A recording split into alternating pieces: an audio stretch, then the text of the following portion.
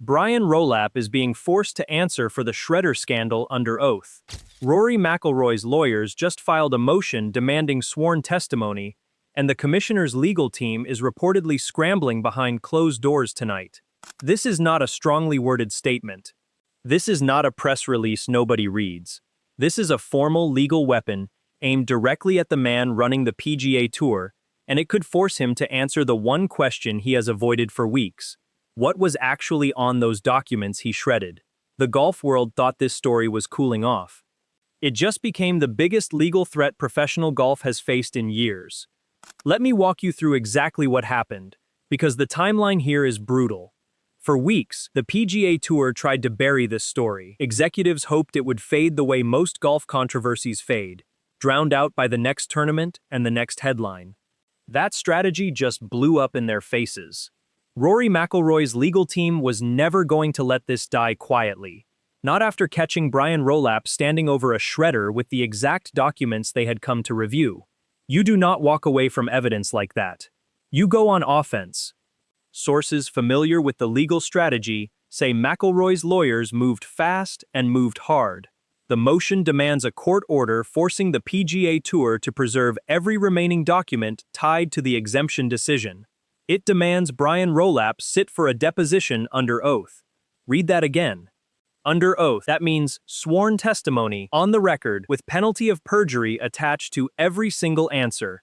No spokesperson stands between him and the truth. No prepared statement can make this disappear. Think about what that actually does to a sitting commissioner. A deposition is not a friendly sit-down with a golf reporter tossing him softballs. It is attorneys trained to hunt for contradictions, trained to catch evasive answers, trained to pin down exactly what happened in that room with the shredder running.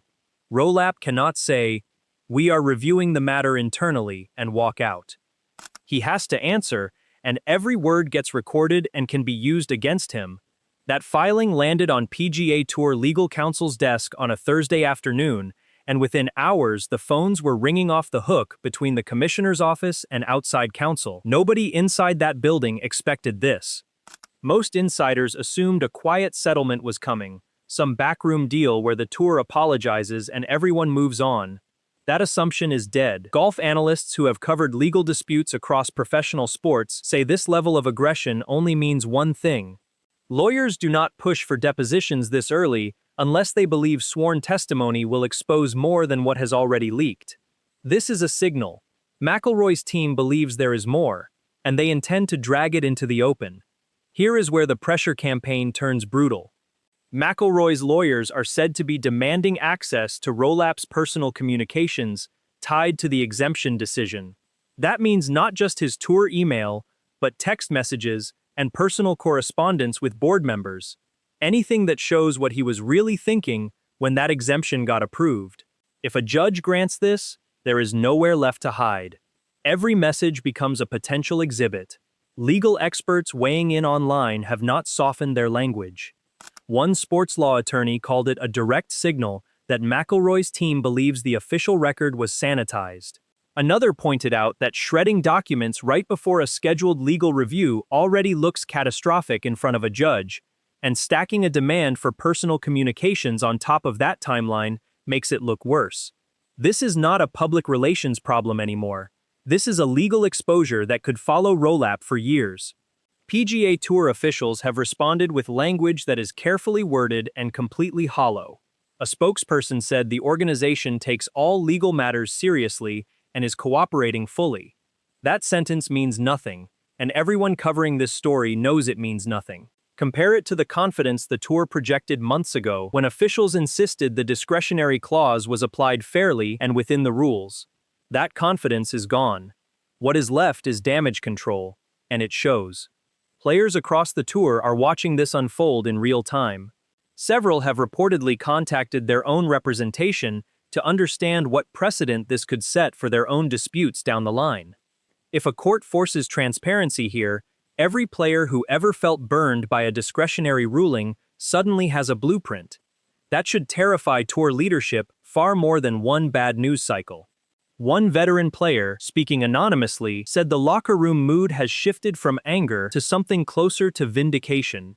For months, Players who lost benefits over missed events felt like screaming into a void.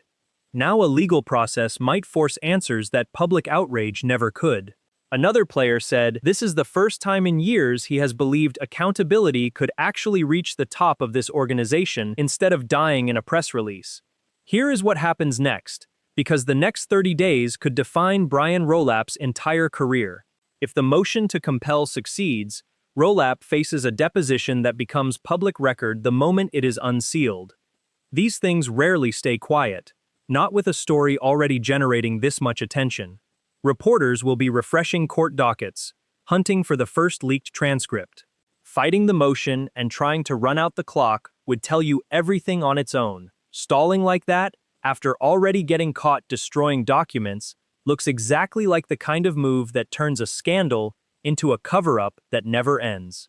Every month of delay means another month of headlines, another month of nervous sponsors.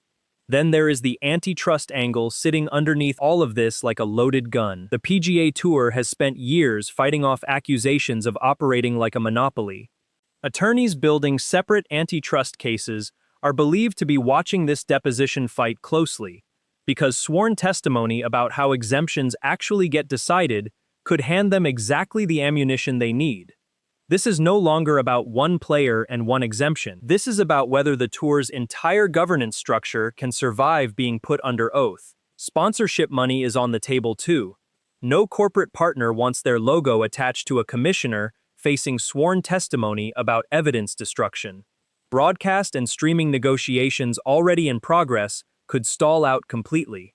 Nobody signs a long-term deal with leadership that might not exist in 12 months.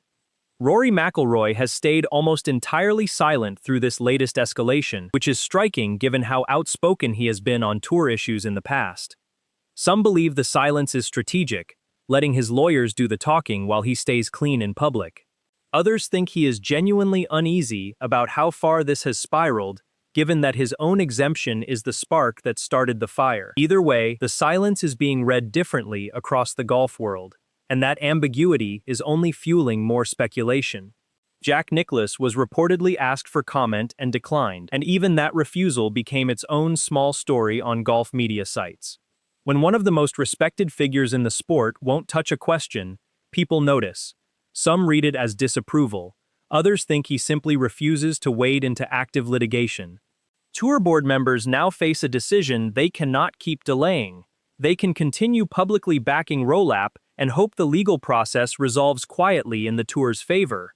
Or they can quietly begin preparing an exit plan in case sworn testimony makes his position impossible to defend. Boards in situations like this almost always wait too long to act, hoping the crisis burns itself out before a hard call becomes unavoidable. History says that bet rarely pays off.